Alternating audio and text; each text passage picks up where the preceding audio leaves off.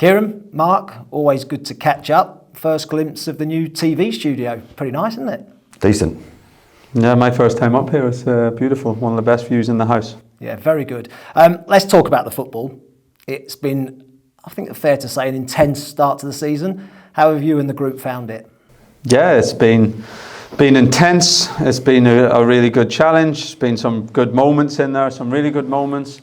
And of course, there's some big challenges, as we knew there was going to be. But no, look, I have to say, the group are working so hard day by day. The environment at the training ground is really good. Everyone's so committed to the process, to the season, and to doing the very best that we can for the football club. So we're trying to take each challenge as they come every week. We've had quite a few at the moment, on and off the pitch.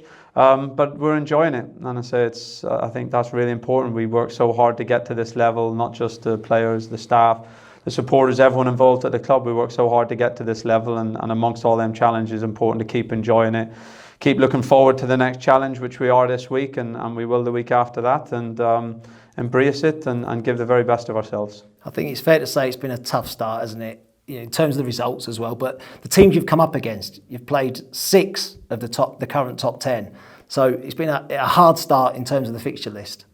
Yeah, I think, look, I know it's a cliche to say that every game is a challenge, but the reality in the Premier League, the level is incredible, and we're underdogs every week in the external eyes. But for us, still, that doesn't change our mindset. We prepare as well as we can for every game, and we go into every game trying to get a result and trying to get a win. So when it doesn't happen, we're a competitive group and we're disappointed, but that won't change how we'll go about our business next week. So yeah, look, we're 9 games in. I think it's fair to say we're still finding our feet in certain elements, and we know how the summer was and the challenge with the first couple of fixtures. We then had a run when the performances were really showing a lot of positives, and we were unbeaten for 4 games, which is really not easy to do in the Premier League.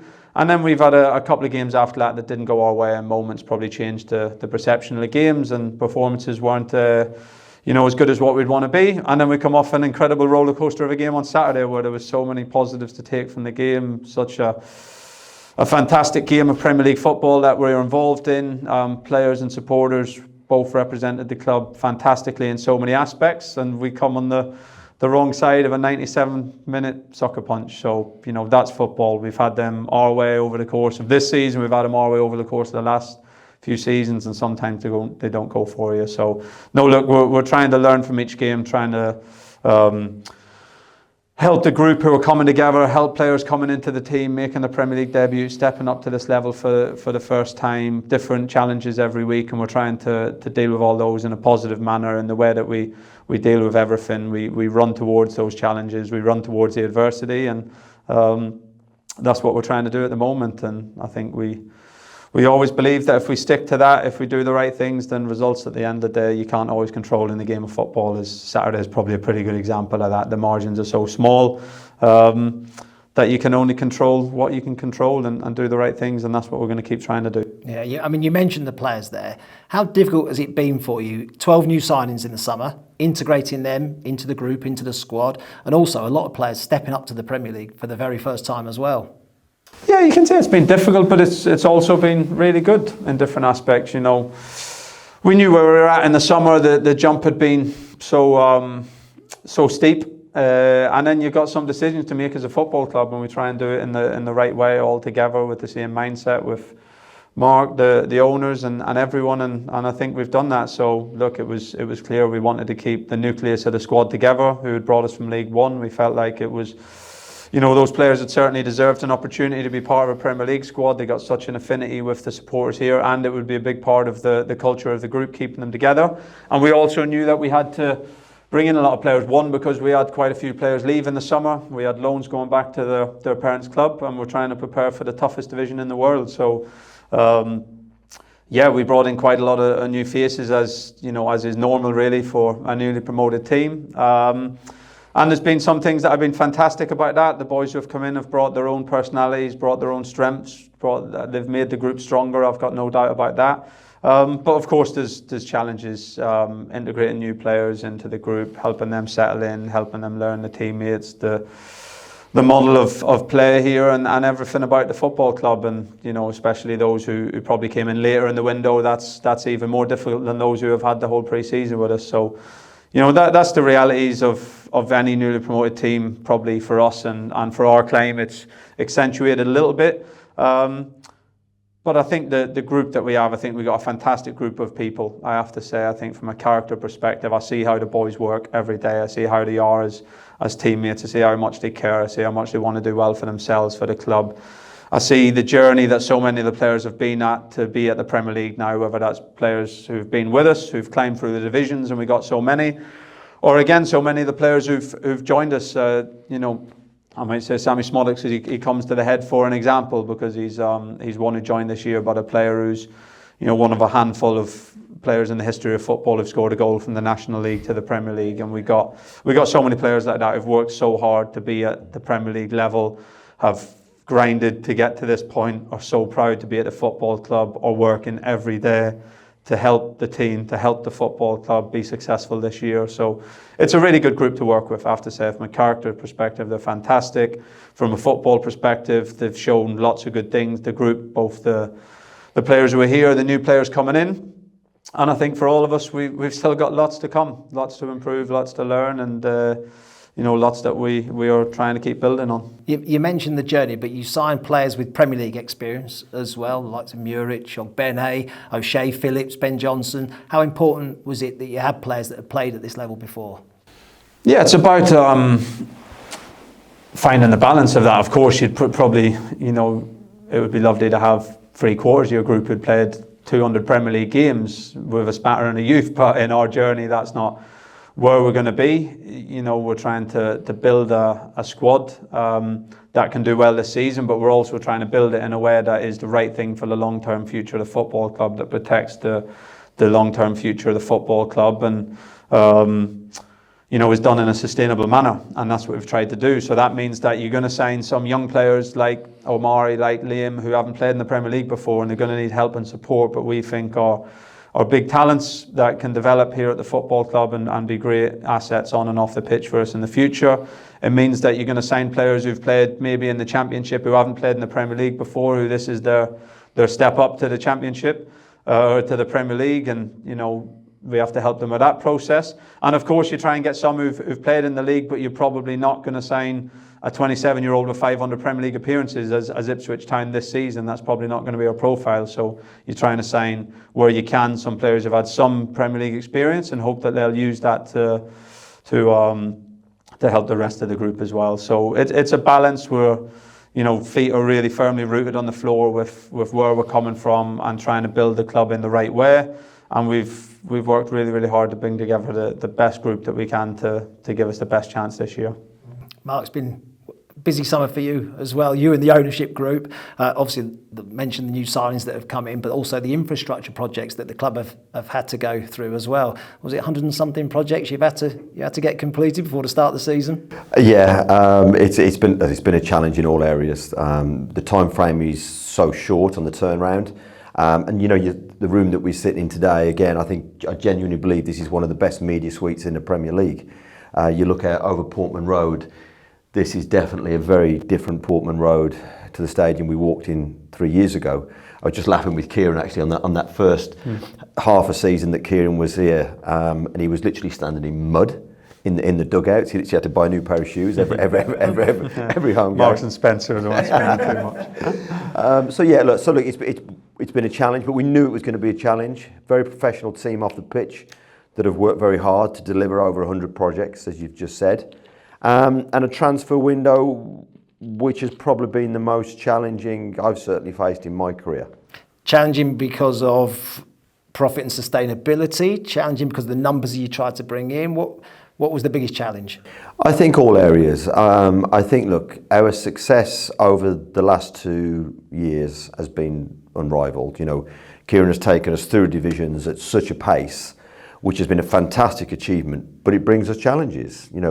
We did, as a group, what we said we were going to do. We were going to create a team in League One that would compete right at the top end of the Championship. But the time and the pace at that brings challenges once you're promoted. we sat down with the ownership group not long after we'd been promoted in London, and we talked to them about, look, we might need to bring in 10, 12 or more players. And they were great. You know, they said, look, what's your financial fair play headroom? And we told them, and they basically said, go to the maximum, spend it wisely, but spend it. But even in spending our financial fair play headroom maximum, we're still at a disadvantage to the clubs. And I think it's really important that the fan base understand this in real clarity. The other two teams who've been promoted with us have been in the Premier League recently, so they're on parachute payments. And whilst when we joined the club 3 years ago, our revenues were around 13 million, and we'll probably surpass 150 million this year, it's not enough. That still puts us substantially behind every other Premier League club. It's not about the availability of cash. The owners are fantastic. They'll put the money in, they'll spend it on infrastructure, they'll spend it on staff, they'll spend it on the players. But we can't spend it because we'll be at the limit. So will this affect January, for instance, when we're looking at maybe January transfer window and trying to... Matt, it affects every transfer window. It is a real challenge. And, you know, there's a lot of noise in the industry at the moment about financial fair play rules. Will they change? Won't they change? And it's frustrating. It's frustrating when you'll also see a lot of noise around clubs who have potentially breached and potentially have not been penalised. I struggle with that. And I think I've been really clear. I've said it both to the EFL and I've said it to the EPL. The rules need to be tighter. If we're going to have rules, you need to endorse them. And you need to make sure that they're fail-safes, that you can't get around those rules in any shape or form. And I'm passionate about that. So we start at a disadvantage because our revenues aren't as high as other clubs. But we understand that and we'll work to the maximum at every opportunity. The board have been fantastic. They've supported us at every opportunity.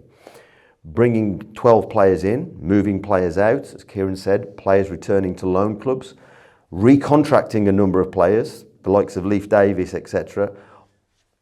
You know, it isn't an easy task, and it takes time. And there's a team of people who've worked really hard to do that. Kieran's fundamental to that because the likes of a Leif Davis is not going to want to recontract for this football club unless he thinks we've got a top manager who can help him, develop him and take him forward.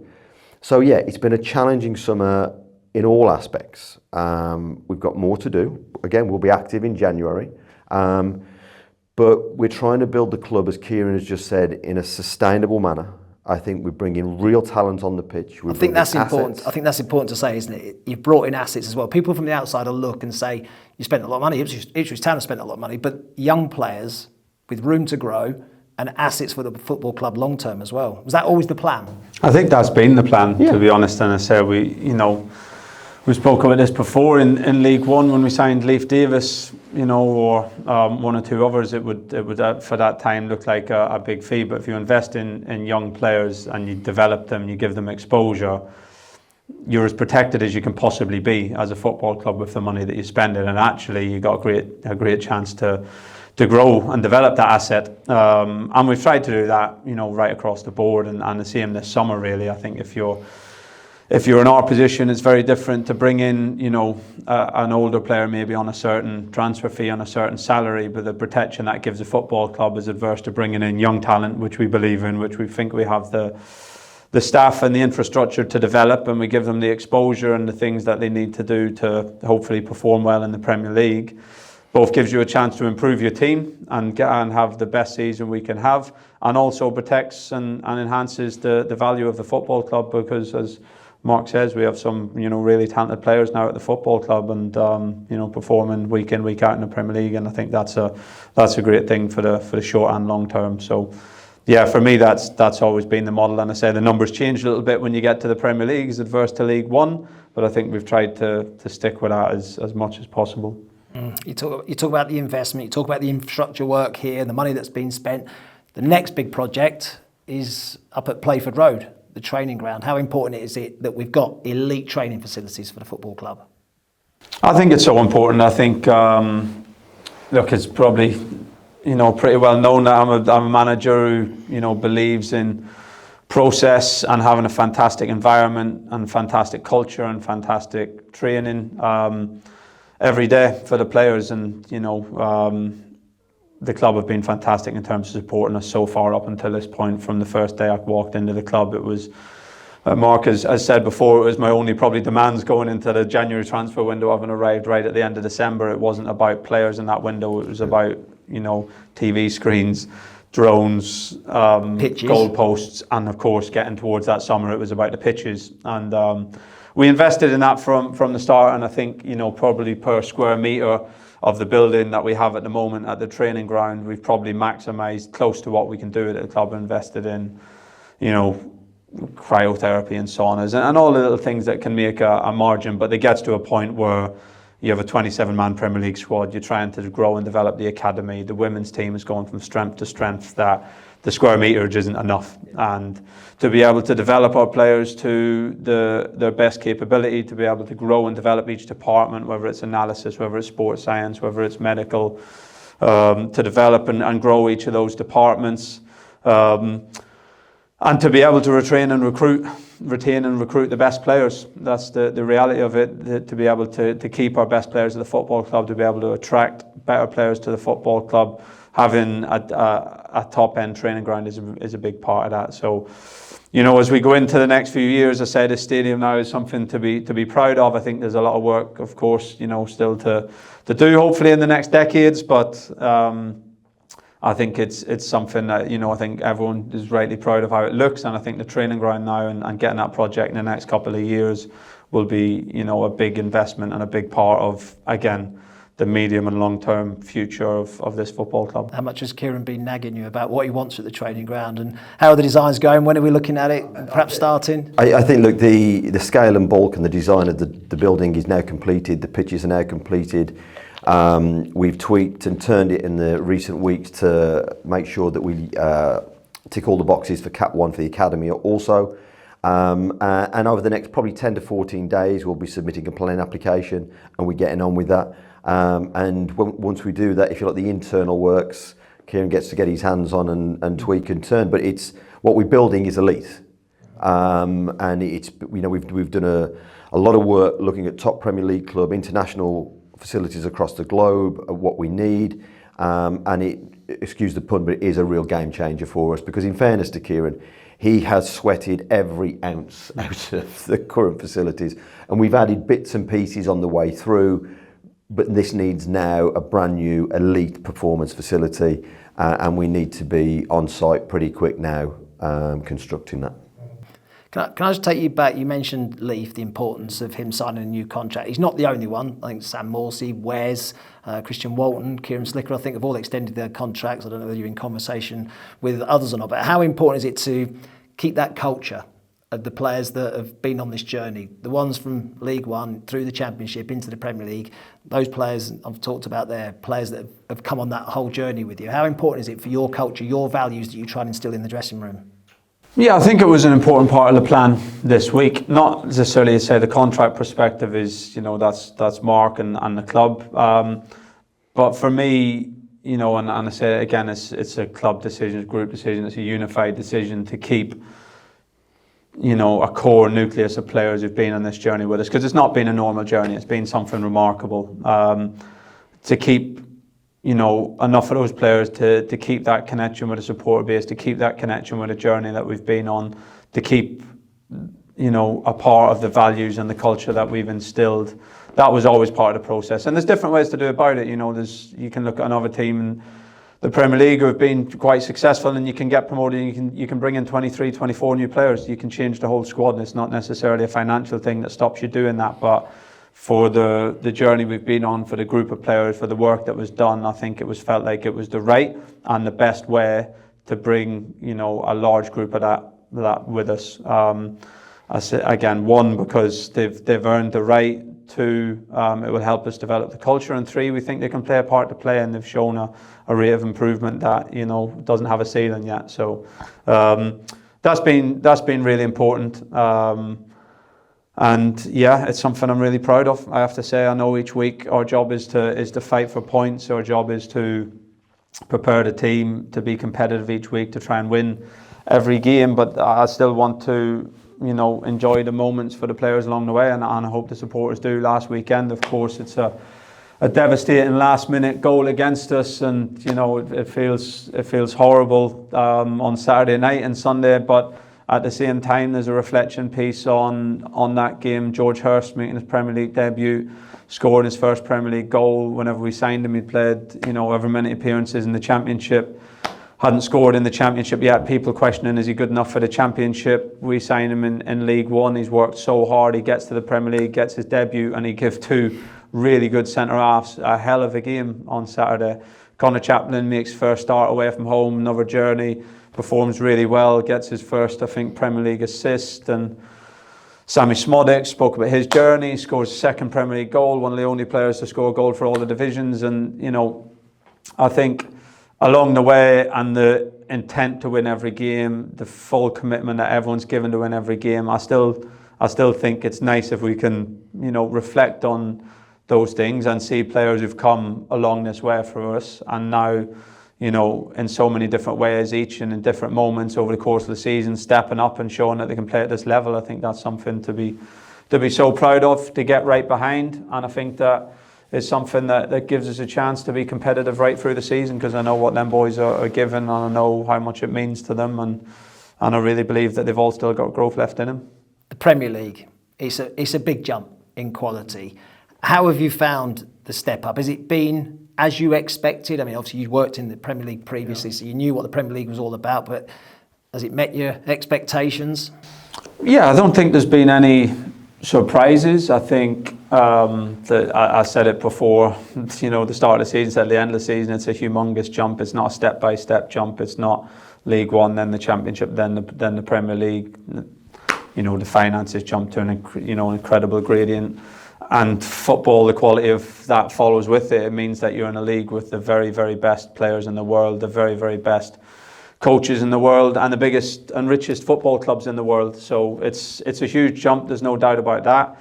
I think in a positive manner you can look at it and say we've been competitive in so many of the games for such large periods of the game. So, there's a lot of things being done well, even this season, to be as competitive as we have been in so many of the games.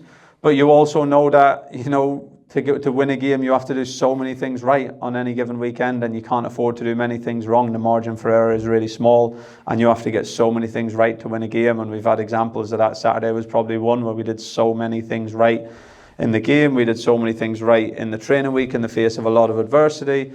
And margins, decisions, individual quality from the opposition, it can, the game can still not go your way. So there's not been any big surprises on that for me. I knew the level coming in. I think it is a strong Premier League this year. I think anyone who's been around it a long time would say that. I think the three teams who've came up, I'd like to think us included, are seen as teams who have, an identity, that have good players, that will compete.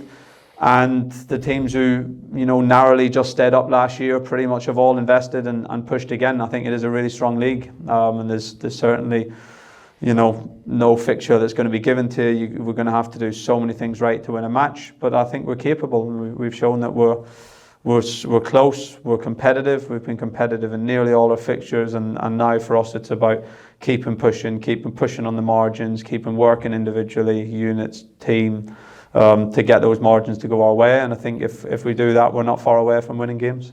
What about from your side, Mark? Have you looked at other clubs who've been on similar journeys, built in the Championship, got into the Premier League, looked to be sustainable, maybe a Brentford, a Brighton spring to mind? Have you looked at their clubs, their model, how they've done things? For sure, I think we do that all the time. I think the big difference that we've had is when you look at a Brentford, a Brighton, they had 4 to 5 seasons in the Championship to build that infrastructure, to build that step ready for the Premier League. So when they recruited Premier League players in the Championship ready for the Premier League, as we recruited, if you like, players in League One ready for the Championship. Hence, when they got to the Premier League, they didn't need to recruit 10, 12 plus players. We needed to do that because of the pace at which we've moved forward. Listen, I would say a number of the chairmen and owners of the clubs have been really, really supportive. I won't mention the club, but another Premier League clubs had a message from their chairman within 30 seconds of the end of our game on Saturday, which was he didn't need to do, but it was just first class. And keep going, the way you play, the way you manage to set your team up, you'll be fine. Just keep going, just keep going. No, the clubs have been supportive, but like Kieran said, the step is huge in all areas, and every week, both on and off the pitch, is a challenge. You said you haven't had too many surprises. How have you found VAR? Because that's new. That's new this season, of course. Look, for me, my personal opinion, I'm not a fan. I think I was there the first 2 seasons at United when it came in, and then I had a few seasons at League One and Championship level without it. And of course, now back having it, it's a personal opinion. I don't think it adds to the game, and I preferred the years as a manager when I didn't have it, knowing that sometimes things would go against you. But again, that's a personal opinion. I get the money involved at the top level of the sport now, and the reason why it's there to make sure that big errors can't happen, that can be so important from a sporting and a financial perspective. So I understand it. I think I've not enjoyed the process of it. I think as a club we've probably had 3-4 VAR inventions, all that probably fall under the category of things that VAR probably shouldn't get involved in, and 0 in the other direction. So obviously from its help to our start to the season, I haven't particularly enjoyed it. I know there's a lot of managers who come out and speak about it a lot. I've always vowed to myself I'm not going to speak about referees too much. I'm not going to hide behind that after a game. I certainly don't want to spend the end of every game this season talking about VAR, so I'll try and do it as minimally as possible. But also it's something that I do know that, a lot of managers, a lot of clubs speak about it a lot, and, I am worried that we have to make sure that we get, our fair dues. So, yeah, it is what it is. It's not, it doesn't add to my experience of the job, and I hope over the course of the season, it doesn't go as some people say, where they say clubs coming up get less. I hope over the course of the season everything balances up and we can focus and talk about the things on the pitch. Has Howard Webb been in touch with you? Disappointingly, no, but I'm about to be in touch with him. Howard's going to see my number flashing up on his phone a hell of a lot more. I think Kieran's really eloquently put his position very well there. When we came into the division, I was nonplussed because I hadn't used it before. Last time I was in the Premier League, it didn't exist. Premier League presented to me in the summer on why we should support and keep VAR, and we supported that position. I think there are 2 aspects for me from my belief what I've seen as a fan. It certainly doesn't add to the entertainment value. It detracts from the entertainment value. The entertainment value in the EFL without VAR was far better. And from a decision perspective, I have concerns. I think it's probably best that I voice those strongly with Howard. But Matt, you know me well enough. I will defend this club with the last breath I have. We will not go quietly into the night. And some of the things I've seen, I don't like. I see how hard this man works every single day of the week. And as I said, Howard's going to see my number flashing up a hell of a lot more. I'll speak to Howard next time I see him as well. I'll give him a shout for you. Another hindrance this season has been a few injury problems. A busy physio room. I suppose every team gets that over the course of a season. How difficult has that been to deal with? Yeah, we're in a tricky spell at the moment. There's no doubt about that. Look, sometimes it's always a balance of injuries. Sometimes you have a period where you have injuries. We've had them. I think the injury record over the last couple of years has been in general very, very good. But we've probably in general also had one period each season where they end up coming in a short space of time, and of course you look at everything and try and analyse and reflect as well as what you can. So yeah, I think our challenge at the moment is we're trying to bed in a new group of players, try and find a more settled team and integrate new players, and of course injuries as well as international breaks and things like that are a barrier to that. I think we knew coming into the season with the jump to the Premier League, with the jump intensity that was going to be required, with the jump in intensity that I knew our players were going to give, that we'd have an increase in injuries. That's the reality, and that's why we decided to, keep a big squad and as much depth as we possibly could, and go right to the limit in terms of the squad depth that we would carry.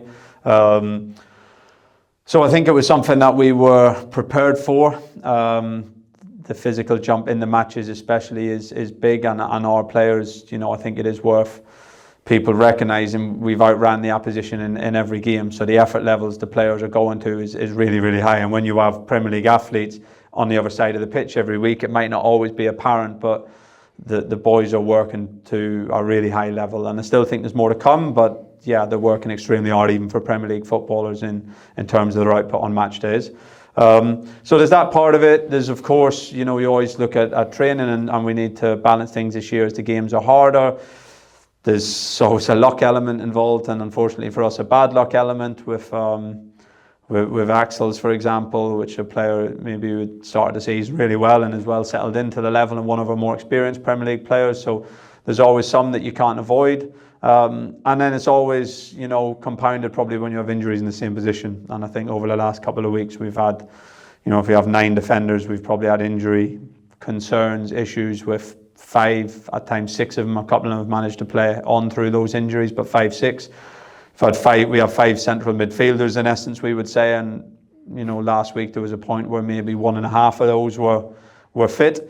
And we have 10 forwards and all 10 are fit and available to going into the Brentford game. So we have super competition, depth options in one area of the pitch, and a little bit less. So yeah, it's part of the game. We know we're going to get them over the course of the season. We're probably going to get more than we've had in previous seasons, if nothing else, because of the jump, from a physical demand to the Premier League, without talking about the mental demands and the challenges.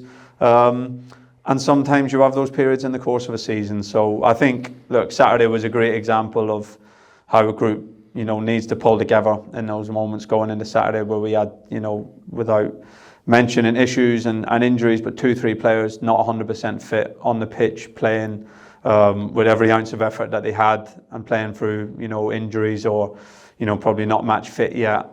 We had, as I said after the game, Omari drop out late with sickness. Connor Chaplin comes into the team, delivers an excellent performance, and I think the boys showed the exact spirit that we're going to need, which is over the course of a long season, you're going to have spells where you have more players, you're going to have spells where you're going to have less. The team's going to change sometimes because you plan, sometimes it's going to change with unplanned things. And no matter what it is, we have to go into every game and fight with it from what we got. And I think we did that on Saturday, and you can't ask from that perspective for too much more. You talked a lot about the positives at Brentford. I was at the game.